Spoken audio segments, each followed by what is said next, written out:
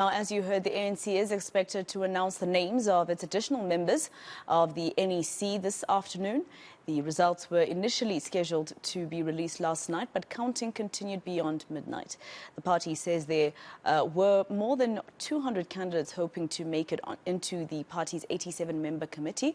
Now, we're joined by Vusi Gumbi from the Institute for Pan-African Thought and Conversation at the University of Johannesburg. Mr. Gumbi, thank you very much for your time here on eNCA. Just firstly, what kind of names should be acceptable, at least, to South Africans when the ANC announces their 87-member NEC? Hi, Masewa. Thank you for having me. I think it's important that the people who are going to make it into the NEC are people who are generally accepted members of society. I know that the likes of Dr. Bobby Ramathuba from Limpopo is vying for a position there. I know that young people like your young neighbors are vying for positions there. It is important that the NEC becomes a reflection of the state that South Africa wants to be. So it is important that we have an NEC that is constructed in such a way that it reflects the dreams and aspirations of society, an NEC that reflects the capabilities needed to implement the resolutions that are going to be adopted into this conference, that are going to be implemented in government. So you cannot then have a disjuncture between the people who are in the NEC and the road and the trajectory that the ANC in leading government wants to be. So it is important. So we cannot separate the ANC and the state. That's what I'm trying to say. So, and the fact that South Africa has a very young population, and so it's very important that, you know, some of the people who are going to be there are young people with a proven track record to lead, females again, because the ANC also has not been able to give women the ability to lead, despite women playing a pivotal role in what it is today. Yeah, and Mr. Gumbi, you know, looking at the nominations for this particular highest decision-making body of the ANC between conferences, you see a name like Vusi Gumbi coming out first with over 1,400 branches putting his name on, the nomination list. You see other names as well there, of people who have been found wanting. What does this say about the ANC itself if the branches are prepared to put at number one a name such as that of Vusi Gumbi?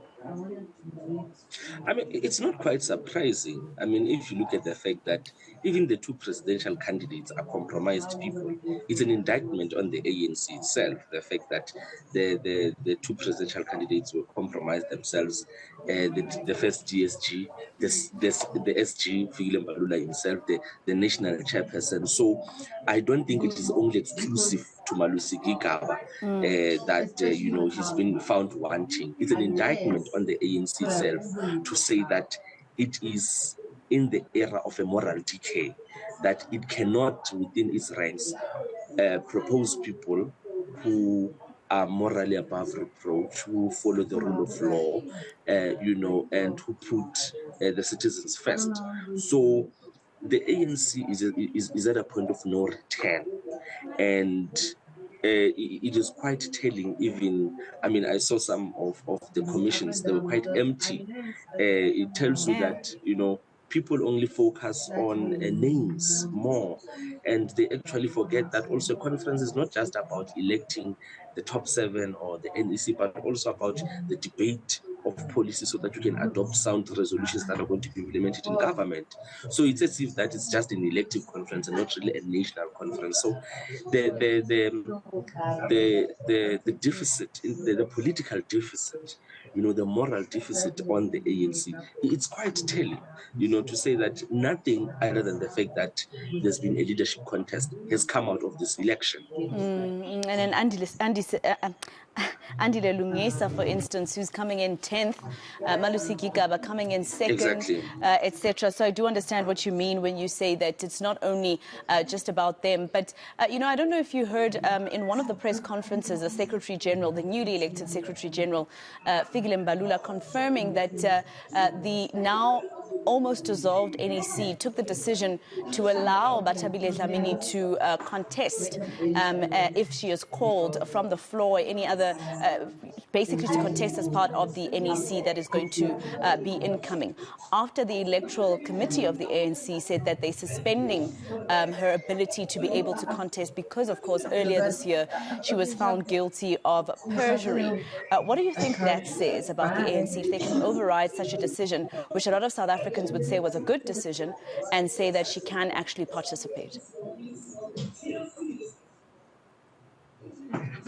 You know, you would recall a few years back, she said that all of us in that NEC have our smaller skeletons, and it's quite true. You know, that's why that the ANC inculcated a culture of patronage and defending. It's sort of like a big brothers club, if I can call it like that, where they protect each other regardless of what happens. And it doesn't start now. If you look at when Tony Yengeni was convicted, almost 20 years ago, when he was actually taken to jail, he was like, put on the shoulders like Lionel Messi lifting the World Cup. He was sort of like a hero. And this man was actually being taken to jail. So it has this culture of protecting themselves or protecting each other. We saw it in Gandla. We're seeing a similar thing with Palapala. So that's why I'm saying that this idea of the ANC talking about renewal, it is renewal really at face value, because you cannot really say that the ANC has been steadfast in cleaning. The ANC has been dedicated to ensuring that anyone who's found wanting will face the rule of law and will step aside until they are clear. It's only done so that, in the eyes of the citizens, they are seen to be doing something.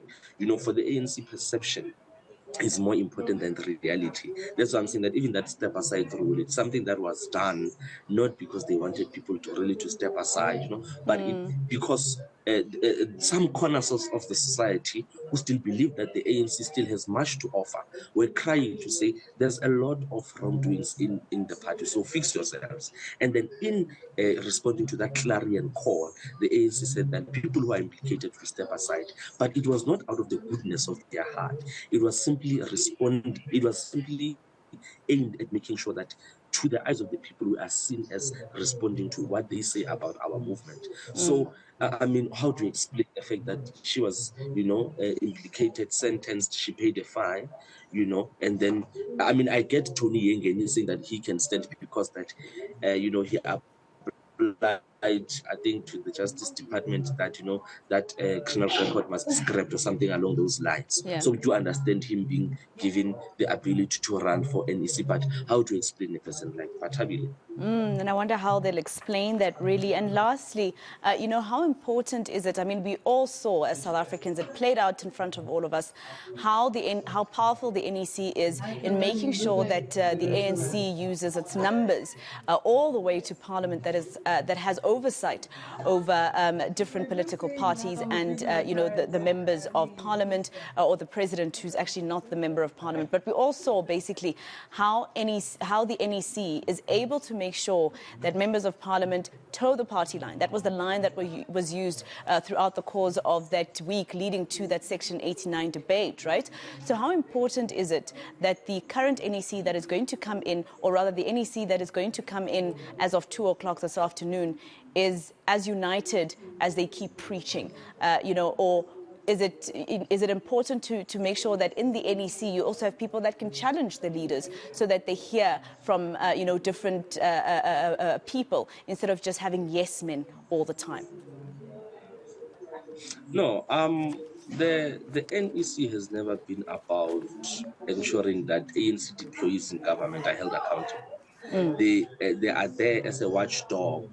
They are there as a watchdog only when it suits them, right? So they are still going to continue, and obviously, with out of that top 7 people who are aligned to Ramaphosa, you can say it's the 4, right? And obviously, Nomvula and Paul Mashatile is quite, unclear, but I don't think the NEC will change.